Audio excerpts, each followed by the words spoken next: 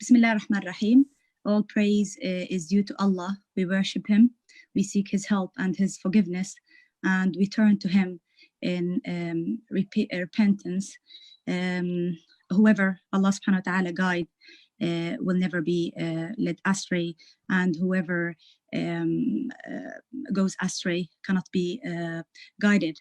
I testify that there is no God but Allah, and that Prophet Muhammad ﷺ is his slave and his last messenger. Today, we are going to follow up with our series, inshallah, with Model Youth League. This series is hoping to have some critical studies of contemporary scholars. For this lecture, inshallah, first of all, I'd like to welcome all audience and special welcome to our presenter, Prof. Ahmed. It's our privilege to have you on board, Dr. Ahmed. And I'd like to give some brief biography of yourself for the people who don't know you. Professor Anis Ahmed is a Pakistani social scientist, an educationist and professor of Islam. He is a recipient of award by Higher Education Commission of Pakistan, awarded fellowship by the University of Science, and also earned a meritorious professorship at IU, Islamabad Islamic International University. He was the first dean of the faculty of Usul al-Din and he found and he's also currently a vice chancellor at Rifah International University. A long trip, inshallah, it's going to be with you, Prof. A very little biography of your study and experiences. Inshallah, today we are going to learn a little of it. May Allah subhanahu wa ta'ala make us among those who listen to the beneficial word and follow them. Ameen. So today we are going to have our lecture about critical analysis of thoughts and experiences of Imam Abu al-A'la al-Mawdudi, in particular his thoughts about the Islamic Renaissance. Hopefully we are going to this critical study is going to be different from others who keep just calling his thoughts and studying them, restudy them without applying them to our present. So hopefully the difference about or the difference in these series that inshallah we are gonna try to apply them more, take the best out of them, and filter the ones that or amend the ones that are that we need. I will request you kindly to start. Inshallah, the lecture is going to be 40 minutes. And after that, we'll open it for audience to have questions and answers. The mic is yours, Prof. You can start now. Thank you very much. أعوذ بالله من الشيطان الرجيم. بسم الله الرحمن الرحيم. الحمد لله والصلاة والسلام على خاتم الأنبياء. رب اشرح لي صدري ويسر لي أمري واحلل عقدة من لساني يفقهوا قولي. I am thankful to our young brothers and sisters who have asked me to join them in the critical study of a person whose impact is still to be properly evaluated and measured. I will be dividing my discussion in 4 sections.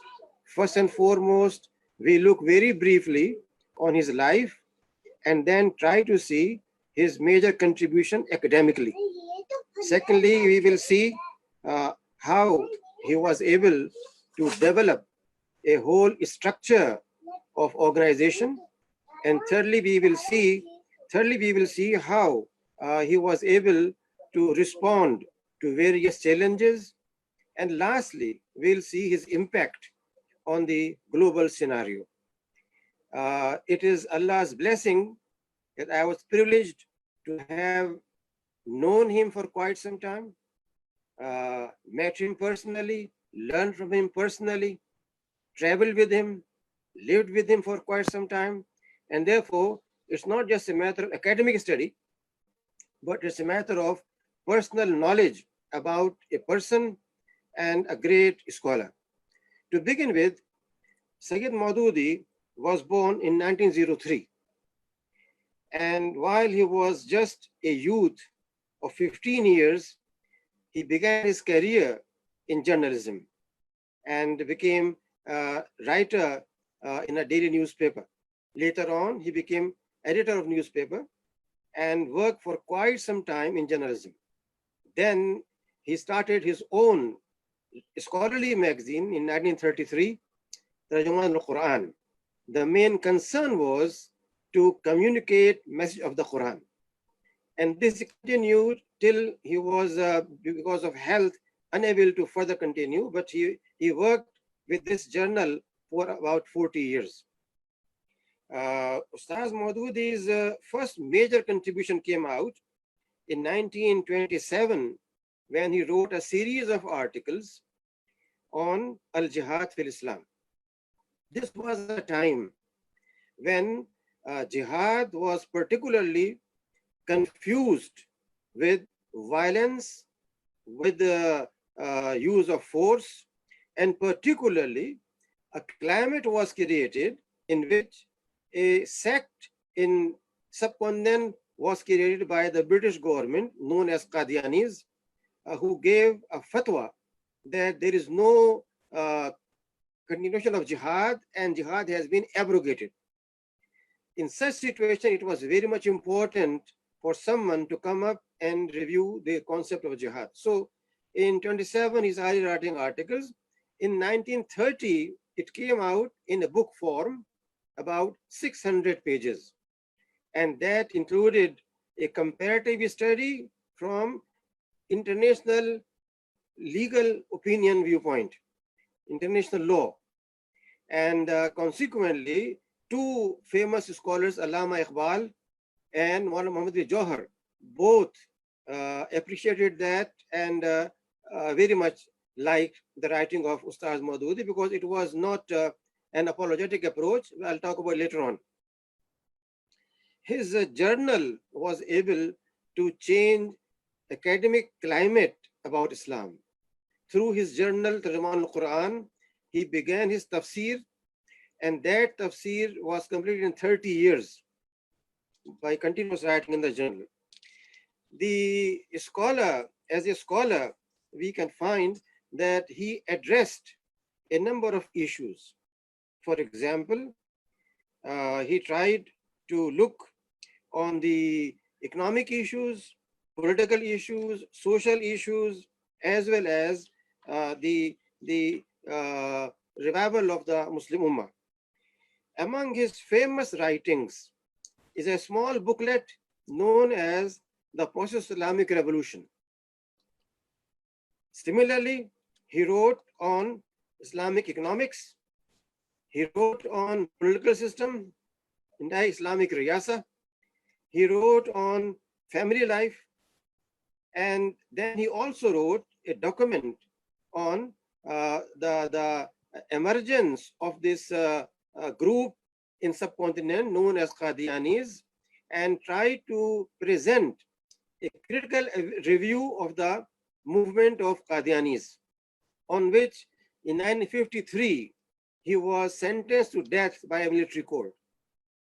The sentence had to be changed because of global protest all over the world, and then he was given life imprisonment, but ultimately he came out and he continued his work. With this brief review of his of his early life, let us try to see his major contribution. I think his major contribution is first in the area of political thought. In that, he tried to first clarify the point, what is Islamic State? Contemporary writings on Muslim world globally present Islamic State as a theocratic state, a state of clerics, theocracy. He rejects the idea and says it's not a matter of theocracy, nor it is secular, nor Western democratic, but it's a kind of its own. Having said that, it's a kind of its own, he defines what's meant by Islamic State. First and foremost, he touches on the issue of sovereignty and says that the basic concept of Islamic State is it's ideological, and its ideology is Hakimiyya of Allah subhanahu wa ta'ala, which means that if the whole universe is controlled by the Rabb of Kainat, of the whole universe, then it will be illogical to accept him Rabb of the whole universe, but not Rabb of political life. Therefore, he argues from Tawheed that Tawheed requires realization of a state where Allah's Hakimiyya is to be established. But that is not going to be a theocracy. It's not going to be a rule of some religious scholars, but it's a matter of a whole system. Now, fortunately, we find a number of scholars who have addressed the issue, starting with Rashid Rada and many others who talked about Islamic Khilafah and state and so on and so forth. But none of them tried to provide theoretical foundation, its basic characteristics, comparison with the Western system, and then how it's going to be run, which means that he is not only talking theory, but he is trying to provide first the principles, and then he is trying to provide us what can be the structure. In the theory, first thing I said was he focuses on sovereignty. Secondly, he says Islamic State is essentially a state where Shura operates. Shura means participation of people giving their opinion, and as a process of dialogue and continuous discussion, developing a consensus. It is different than a parliament where majority rules. Democracy means majority. If you have 51%, you can go with your vote. Shura means that you have to consult based on what the Quran and Sunnah have given us as principles, and based on that you evaluate. The criteria is not just majority or minority. Criteria is direct access to Quran and Sunnah. Thirdly, Islamic State is welfare state. Therefore, he said it's not for Muslims, it's for humanity. It's not the rule of Muslims. Unfortunately, Islamic State has again been confused with a Muslim majority rule. People think if in a country like Pakistan, Turkey, Syria, Sudan, where you have majority of Muslims, if Muslims are ruling Islamic State, he rejects the idea. He says a Muslim by birth means nothing. For himself, he calls that he is a revert. He discovered Islam and became a Muslim, not by birth, but by studying the Quran, prophetic life, and then becoming Muslim. So he says a state also is not a matter of, since Muslims run it, it becomes Islamic. Therefore, it has to be a state where Islamic values are established, and it's for the humanity, not just for Muslims. So welfare of humanity, which has been also in our classical thought, basic concept, which you call maslaha amma. So he thinks state requires, based on maslaha amma, not only Muslims, but everyone must get his human right. And lastly, he thinks that state, the difference is that no one in a state is immune. The prime minister, the president, ministers, judges, none of them are immune. While immunity exists in all systems. In dictatorship, it's par excellence. In so-called systems of parliamentarian, there are people who are exempt. For example, the Crown of Britain is immune. Many other persons who claim to be political leaders declared immune. So he says no one is immune. A Khalifa, a president, a prime minister, everyone can be summoned to court and has to be accountable, which means ihtisab, which means accountability.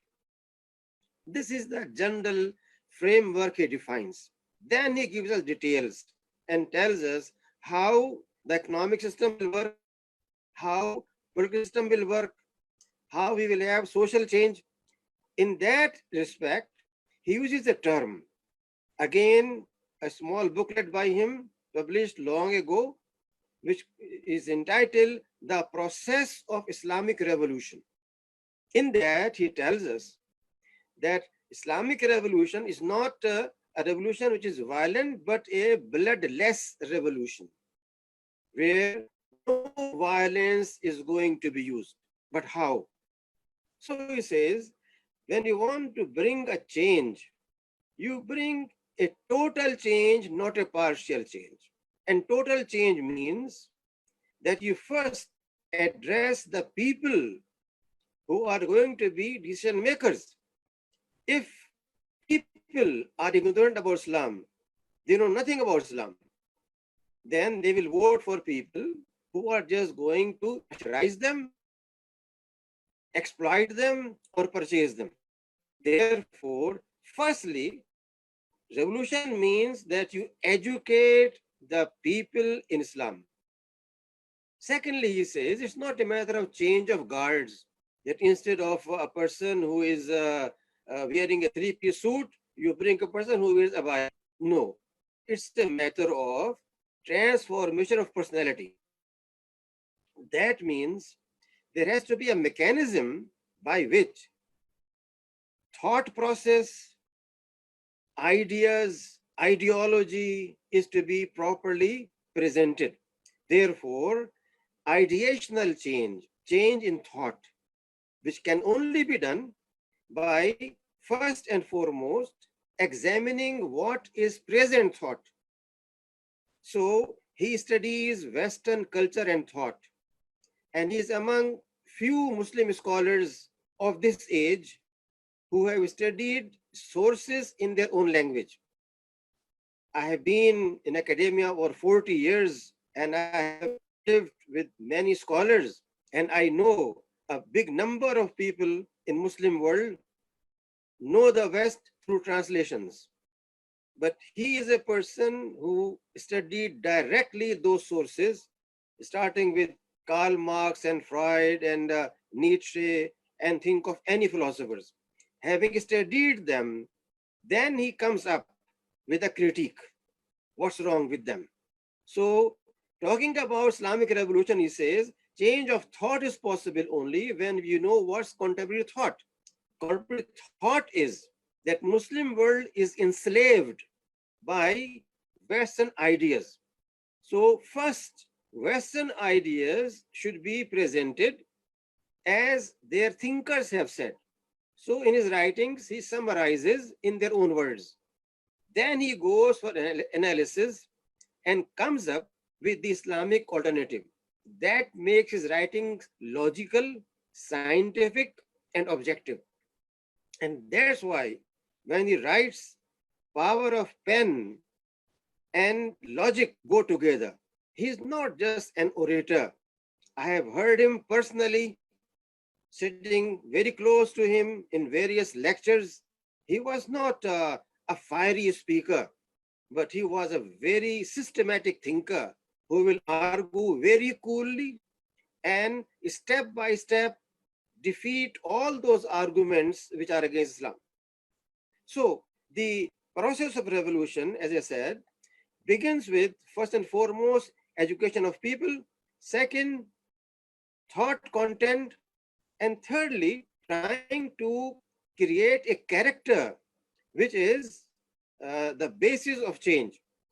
If you have intellectuals who never act on what they are saying, how can the change come? Therefore, he insists that in the process of revolution, there should be a change of personality. Leadership has to emerge as a result of process. It cannot be imported. It cannot be just implanted, but it has to emerge.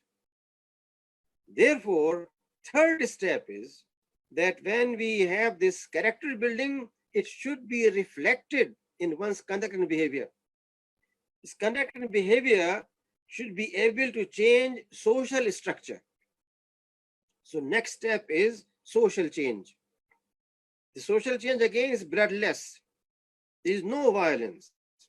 And once social change has taken place, then institutional change, institution of economy, institution of lawmaking, institution of political system, all institutions have to change as a result of this social change, which means that first and foremost, the process of revolution is not like Lenin, not like Fidel Castro, not like people who think they can take a group of young revolutionaries with guns and occupy. No, he rejects that idea completely.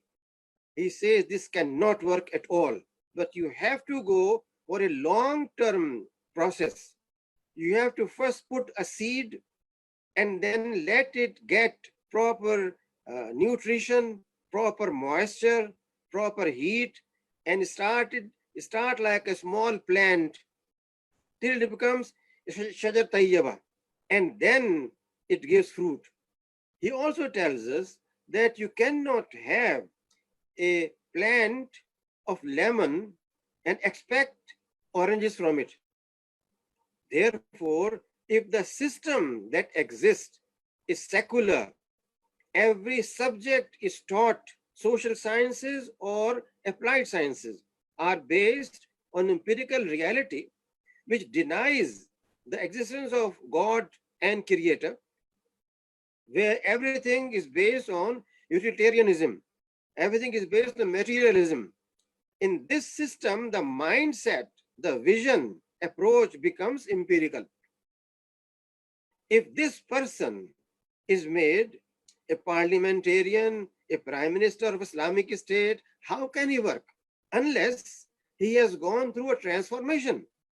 Therefore, by giving very simple examples, he says that if you want to bring a change, then change has to come like we put a seed and gradually a tree grows. You cannot get fruit in few weeks. You have to wait for a whole season. Similarly, Islamic evolution is not a matter of capturing power, but it's a matter of changing the whole vision of life, the objective of life, the way of living, the way of communication, the way of making money, the way of spending it. Everything has to go through a change, and that's what he calls Islamic revolution. Now that means the term revolution is not used by him in terms of militancy, but in terms of a systematic transformation of mind, transformation of society, transformation of institutions, and then change comes, which is a process of sabr and istiqamah. In that sense, he uses these two terms. His Islamic movement is a movement of sabr and istiqamah. When these two aspects emerge, the Islamic movement can work, although the change may take a century, makes no difference. He gives examples of Anbiya that some of them worked for more than a century, yet they could not achieve the target, but they were successful because they put the seed. Later on, results emerged. Similarly, he thinks that Islamic State has to emerge, is bound to emerge, and the reawakening of Islam, which started in 60s and now it's alhamdulillah visible all over the world, is an indication of what he said very clearly. This blooming of Islam in the youth, their understanding of life changing, they're coming back to Quran and Sunnah. All these are the stages of that revolution which are bloodless. No violence, no law breaking, no use of guns, but a very human and a humane, a polite and kind approach in which transformation takes place. Now, this is one aspect where he gives a revolutionary concept of Islamic State, not by Abdul Qadir Baghdadi, who just planted to do a job and then the whole world thinks the Islamic State. No, there's no Islamic State. That is a fake approach.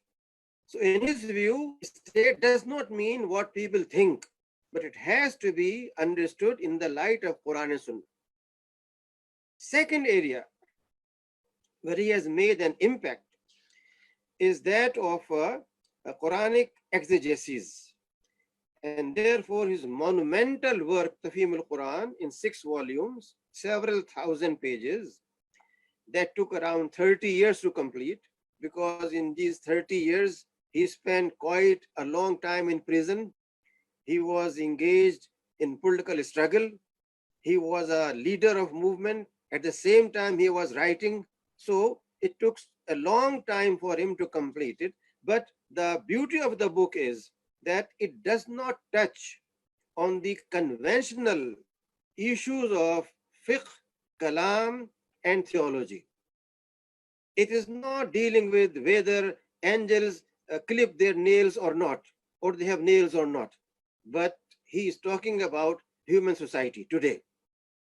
He talks about modern problems, modern youth, the influence of Western culture, the change of society. And therefore, he has come up with a comparative study where he has referred to sources of Christianity, of Judaism, wherever it was needed, but very briefly. And most of the writing is based on contemporary issues, very cool, very systematic. The concept that he has developed came to his mind before he started Tafhim al-Quran. And that was in the form of a booklet he wrote, where the title was 4 Key Terms of the Quran, Al-Mustahad al-Arba fil Quran. And these 4 terms were Ilah, Rab, Ibadah, and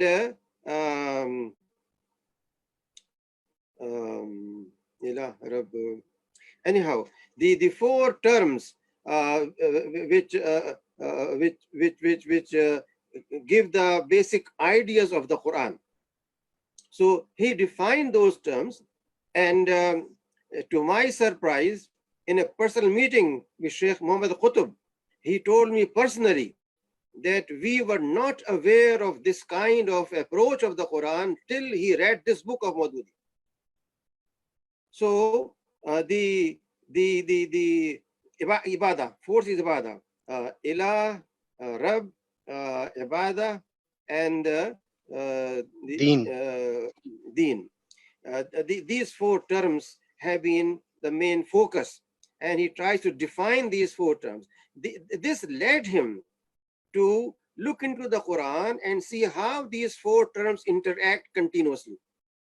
So he tells us in his tafsir that Ilah is not just a theological concept, but Ilah means our concern which has importance for us.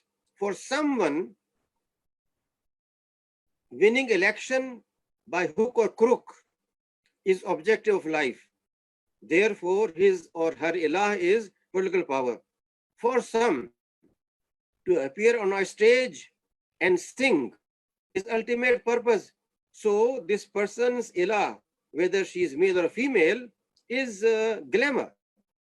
And if a person is just concerned about money and he works day and night and becomes billionaire, then his Ilah is money. Then he says, but Allah, what does it mean? Does Allah mean, like many other religions believe in a God, or Allah is unique?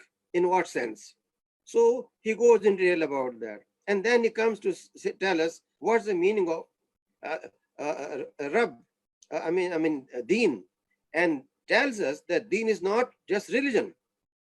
Unfortunately, in English language, we use Islam and say Islam is religion, which I personally believe is not correct at all. And same Ustaz Maududi elaborates that Islam is deen, not mazhab, although mazhab is Arabic word, but it is used in our literature in terms of a specific interpretation, like mazhab al-Maliki, mazhab al-Shafi'i, mazhab Abu Hanifa, mazhab Ibn Hanbal, and so on and so forth. But Islam is not mazhab. Islam is deen, and deen means total way of life.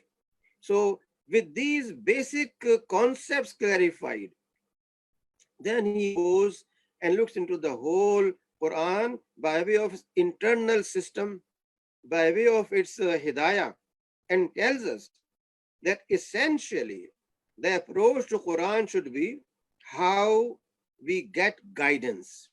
And that reminds me of a bulk of literature on the Ijaz al-Quran, where we have hundreds of scholars coming up and telling us this is in Balagha, this is in so, this is in so, this is in Mu'jizat, etc., etc. He addresses only one issue. He says the Ijaz of the Quran is in its being hidayah, hidayah which is total, relevant, and vibrant. And therefore, this book has to be taken as our guidance. It's not sent for Arabs, Indians, any other people. It's there for the humanity, and therefore guidance for humanity. His vision is not confined to Muslims. His writings address to the whole of humanity. Therefore, in Tafhim al-Quran, he comes up with an approach where he is trying to capture the meaning of the Quran and then translate those into Urdu language, which is a language of millions of people. About 600 million people or more use this language, much more than any other Muslim language.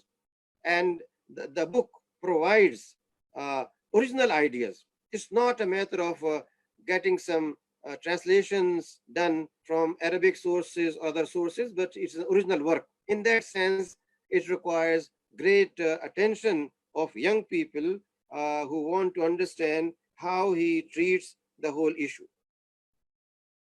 So the academic contribution of Ustaz Maududi is extremely important, and at the same time, his contribution in political thought as well as in the coming of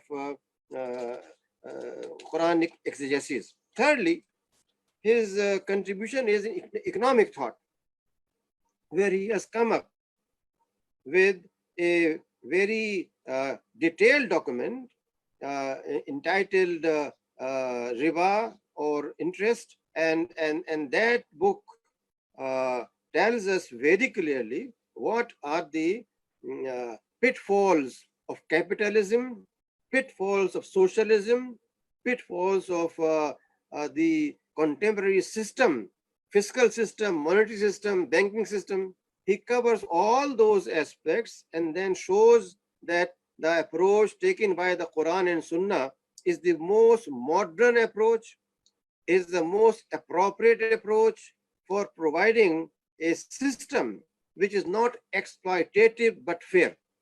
So the idea is that Islamic economic system does not mean that you just stop interest, but it looks for wealth generation, wealth distribution, as well as wealth investment.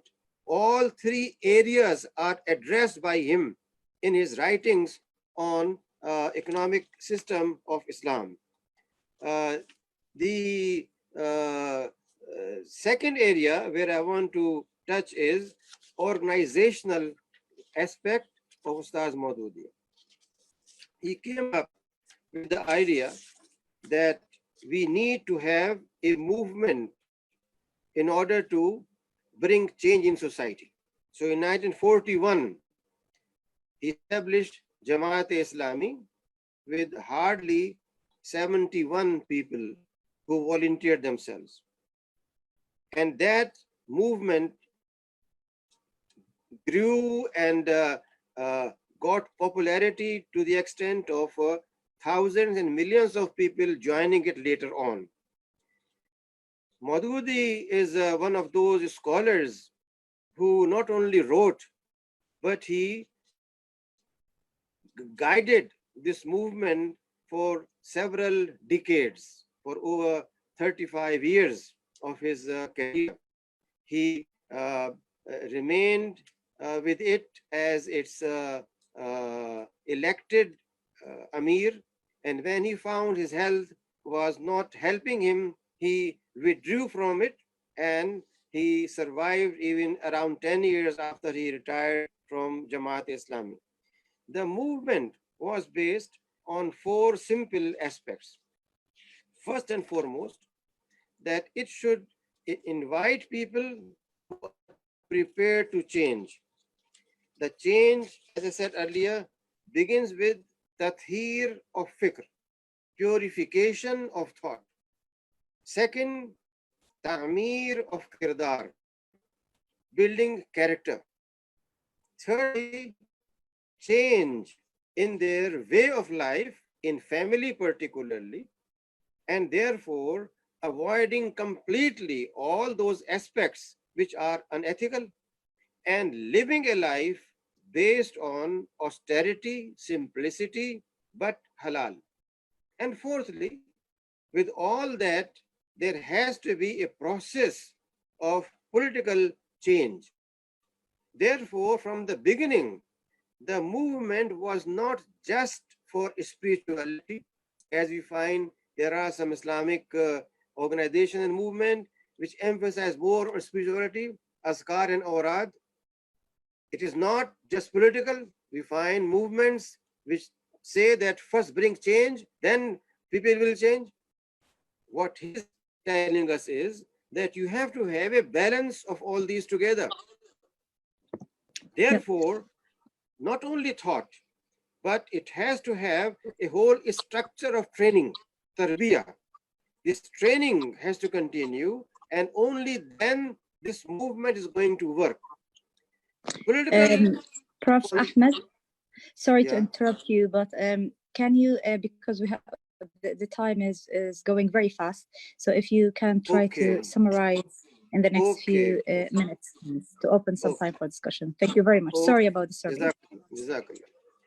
The third aspect which I want to touch is that during his own lifetime, since 1940, his writings were translated into Arabic and English, and consequently, his impact in the Muslim world, particularly in the Arabic-speaking world and English-speaking world, became very much prominent. His ideas traveled to Sudan, to Turkey, to Malaysia, to Middle Eastern countries, and people welcomed his ideas. He also traveled extensively, and consequently, he became one of the most popularly read scholars in this region. Lastly, I think the major contribution of Ustaz Maududi is his emphasis on moderation or wasatiyya, that you have to develop an approach which is of moderation and not extremism. There are situations when emotions could prevail, but he always tried to address people for moderation. I remember I was sitting just 5 feet away when in an address he was giving, someone shot on him with a gun, and he missed, but he kept standing there and said, none of the people sitting should be agitated, become emotional or act, but very coolly he continued his speech without disturbance. So his balanced approach of moderation became a distinction of his movement as well, and that's what he advises to the youth particularly, that they should not go for any kind of extremist approaches, but always go for moderation. I think I stop at that point. Perhaps in question answer we can address other issues. If any question answer, please. Yeah, sure. Thank you so much. That was very beneficial. Surely, it's a long journey of giving, dedicating work, and besides their understanding, accurate understanding of Islam.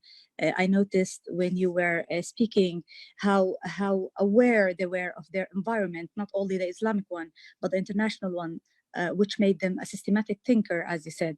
Of course, all fueled by strong faith, sincerity, patience, and readiness to sacrifice everything. So may Allah subhanahu wa ta'ala make us all from those who serve his deen, inshallah, and they'll open it for the audience. Inshallah, we're going to take the questions in rotation. So if somebody, I already have some written questions here. So if I'll check the first person, I'll take one from the oral, and the next is from the written questions. So the first person who is raising his hand is Techno CX Air. So please take the mic and try to make it very summarized and persistent, please.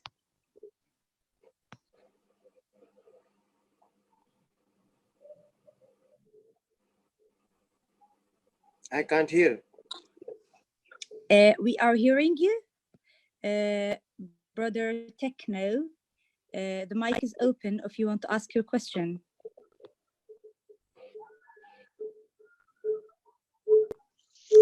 Okay, if he is not ready, maybe we are going to take one of the written questions. One of the written questions asked, how did Maududi discuss about the good governance in the literature, specifically in his tafsir?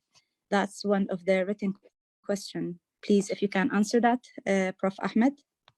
Yeah, you see, good governance for him means that we have to try to understand what was the model of a state in Medina and what kind of persons were created by the Prophet, peace be upon him, because it was not a state where just one person was focused, but the one person who was the best human being was able to create a cadre of workers, a group of persons who were able to take over. So good governance means not just one person who is the key, but the person who is able to generate a team, who is able to motivate them, who is able to guide them, and who is able to balance them. Therefore, we find that Khilafah Rashida was an example of this transformation. The expansion of Islamic system was done by Khilafah Rashida, while the seed was placed by the Prophet, peace be upon him, himself. So good governance means trying to find out what was the model structure in Medina Munawwara. And that means the competence of the ruler. So he, in his book on Islamic State, says, first and foremost, the quality is ahliya, the competence of the person, as the Quran says, and and then he says that the second thing is that the person should have confidence of the people. People should have confidence on him. Thirdly, the person must have adala. He must have not only a moderate approach, but he should be balanced in everything. And fourthly, this person or system has to be very transparent in terms of economic aspects. So good governance should cover all these aspects which are elaborated by him in his writings. Perfect. Thank you so much. So if anybody has oral questions to be asked directly to Prof. Ahmed, I would encourage them to raise their hand. Otherwise, we're going to take more from the written questions in the chat. So anybody is ready to ask directly? If not, I'll go back to the chat and ask you the next question.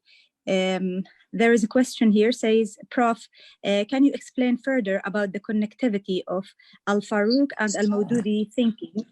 Is there any book written by Al-Maududi that's specifically touching the issue of Islamization of knowledge available in English language? The fact of the matter is Ustaz Maududi came up in 1930 with the concept of Islamization of knowledge, and he gave a lecture in Aligarh University in 1930s where he said that the system of education in which you are being trained is corrupting you, and actually when you go and graduate, the degree you carry is death certificate of Islam. These were his words. Because he said, when you are taught political science or physics or chemistry, the basis is empirical methodology and empiricism. While what you need is a different base.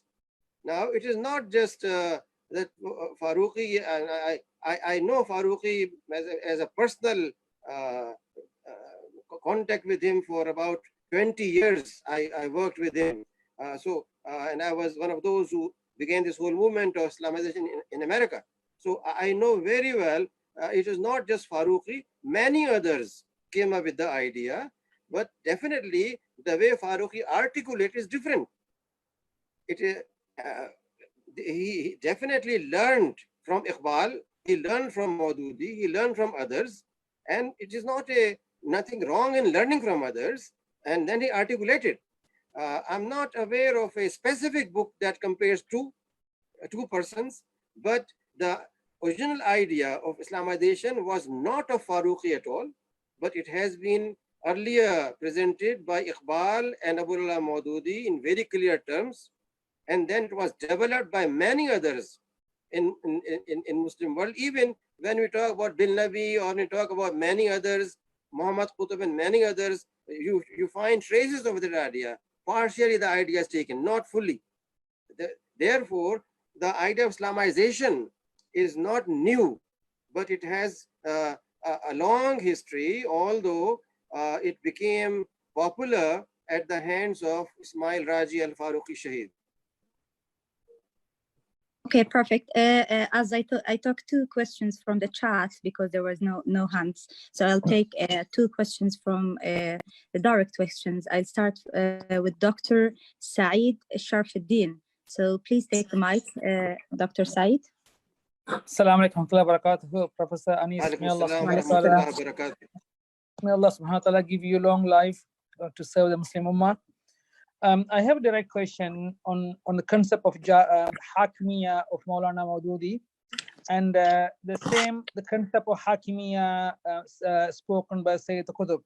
Most of the scholars who have done the research and wrote the article on this one, they is taken by Orientalists who are attacking and that they are the evil forces behind the terrorism. But is there any scholarly work done by Muslim scholars who look at the approaches taken by these great scholars?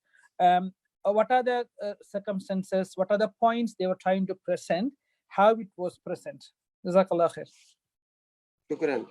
You see, the problem is Orientalists as well as those trained by them or by that system have a basic incapacity to understand what Maududi and Qutb are saying.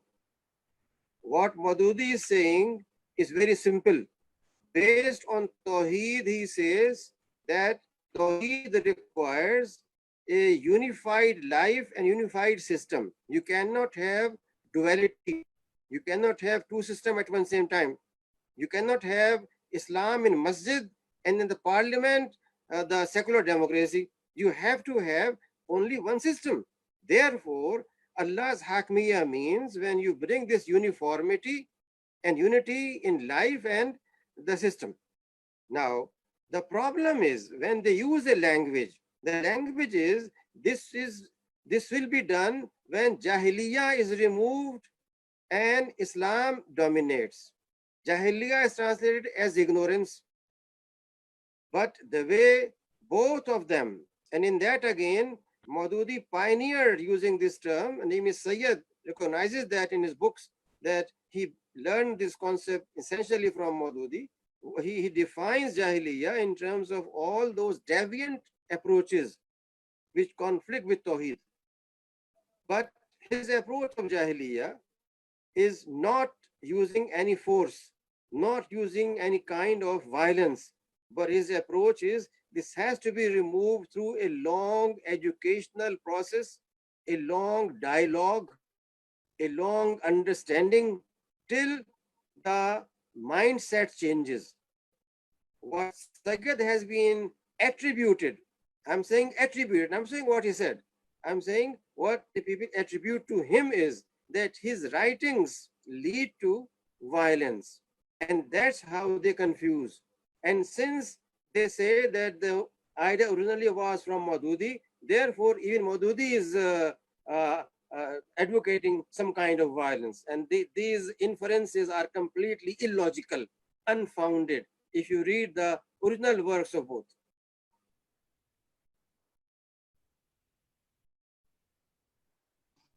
Okay, thank you so much. I'll take one other oral, and then I'll go to the questions in the chat. We'll take maximum 3 or 4 other questions, and we'll conclude, inshallah. So the next on the list will be Abdullah Rufai. So can you take the mic, Brother Abdullah? Please, no more questions in the chat because the time will be very limited. Jazakumullah khair. Okay. Jazakumullah khairan, Professor. May Allah reward you for your efforts. My question regards Tafhim al-Quran and Al-Maliki's book, Tafsir. When I read them, they almost, some sections are word for word, like the same, almost the same thing. Could you elaborate on that? Did they write together, or why is such an influence so big on the other book? Well, I'm not aware of the other tafsir you are referring, but I'm sure that there can be. Pardon? Al-Faruqi, by Al-Faruqi. You mean Al-Faruqi's book on Tawheed? No, it's on Tafsir. It's the translation of the Quran. Tafsir of the Quran. No, Faruqi never did translation of the Quran. He's got a book. No, I'm not aware of that. I'm not aware. There's one by him, which is, when you read it, the word is almost like word for. No, Farooq, so far as I know, and I have known him for over 20 years, he did not write any tafsir or maybe someone else. But anyhow, there can always be a possibility of coincidence, but I am not aware of any contact in terms of they're learning from. I have no idea about that. Okay, thank you so much. The next question from the chat, Prof. He's from Hussam Shaheen, or Hussein Shaheen. He said, thank you so much for your talk in this lecture. Unfortunately, Ustaz Maududi is mostly misunderstood in India subcontinent by ulama of Deoband, especially. Therefore, the Islamic approach of wasatiyah is still a dream in that place. So can you please suggest a productive activity that can minimize the gap of understanding of Ustaz Maududi? He's speaking about the Indian subcontinent. Yeah, you know, the problem goes back to historical events. The founder of Jamaat Islami, Abu Ala Maududi, and the rector of Deoband, they had conflicting ideas. The rector of Deoband, Sheikh Hussain Ahmad Madani, wrote a book on Muslim nationalism, a booklet. And there he said that those who are born in India are Indian Muslims. Their nationality is Indian. Ustaz Maududi responded by saying, those who are Muslims in India are Muslims first. Therefore, their nationality is Islam, and they are by accident in India. And that became the basis of two-nation theory of the Muslim League for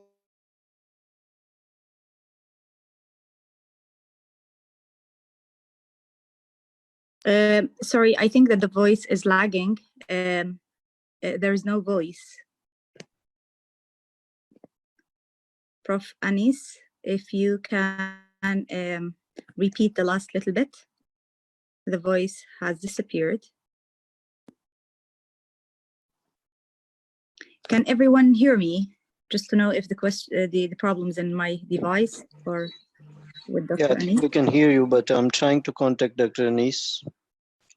Okay.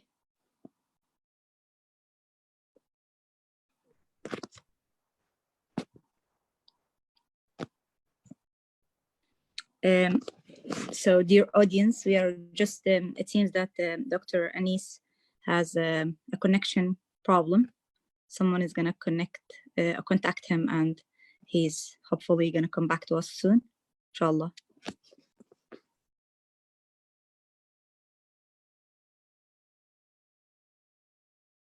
I will conclude with maybe 1-2 more questions from the chat, and I don't know, 1 or 2 more questions from the audience. So unfortunately, I apologize for everybody who didn't have a chance to ask, but inshallah, if you follow us in the next series, there will be a lot of beneficial lectures, inshallah. I'll take this chance to announce our next lecture, same time, next Sunday, inshallah. Our next lecture is going to be about analysis of thoughts and experience of Imam Said Nursi. So I hope that you're going to be on time, inshallah. It's going to be a beneficial one as well, inshallah.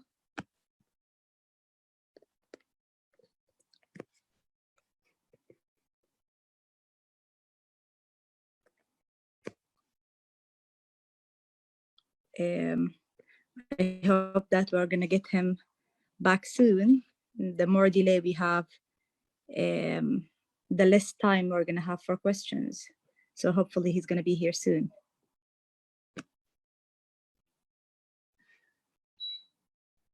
The brothers in the administration, if they can put the ad on screen, inshallah, later on. He has an internet problem at home, so he's trying to reconnect. Okay, is it possible for him to come back? Yeah. Yeah, he's trying. Let's see. There's a question about the next lecture. It's going to be in the same time, inshallah. We are going to have the ad on Facebook. And the lecture as now, it's going to be broadcasted in Zoom and in the Facebook page of Model Youth League, inshallah. If you write Model Youth League in Facebook, you will find all the advertisements and the recordings of the previous lectures as well.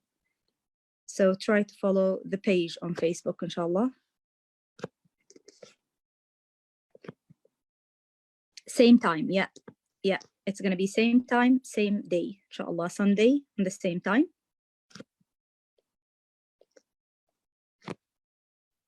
Can you check the waiting room? I think he's in the waiting room. Yeah, I hope that the brothers in the administration can bring him in.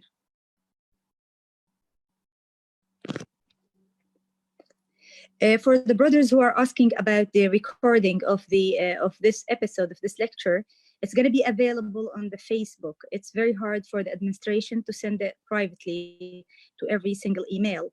So I would encourage you to follow the page on Facebook, and everything is going to be in it, inshallah.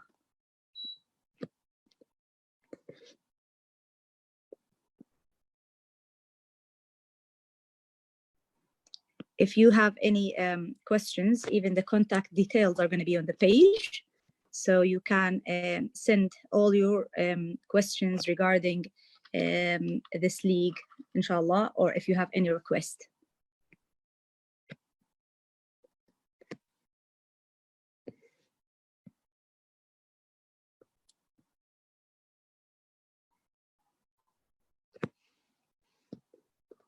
Sorry about this technical problem, everybody. I really appreciate your patience.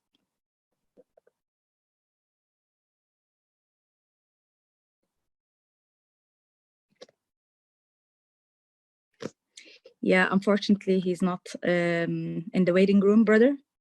So maybe if you contact him again.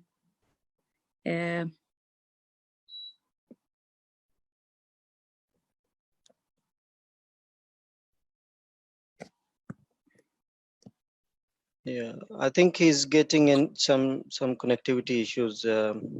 He can't see him in the waiting room either. Yeah. Okay. Yeah. Should he try to reconnect? I will. I'll take my. I'll see what the brothers in the administration think. We might need to end this meeting. Yeah, we are going to close this meeting at now. I apologize sincerely to those who didn't get a chance to ask their questions. Inshallah, maybe somehow they can get in connection with the prof, or maybe in future, inshallah, we'll have him again. Just keep following our Facebook page. It's written in the chat for everybody. You can be always in contact, in touch with every activity we have, and maybe there will be in future a way, inshallah, to connect you or to bring your questions to Dr. Anis, inshallah. Thank you so much. Jazakumullah khair. May Allah subhanahu wa ta'ala make us all from those who listen to beneficial word and enable us to serve his deen. Jazakumullah khair. And inshallah we'll meet next time in Majalis al-Ilm, inshallah. May Allah subhanahu wa ta'ala write the ajr for all of us. Jazakumullah khairan. And we'll see you again, inshallah, in the same time and same day. Assalamu alaikum wa rahmatullahi wa barakatuh. Thank you again. Assalamu alaikum.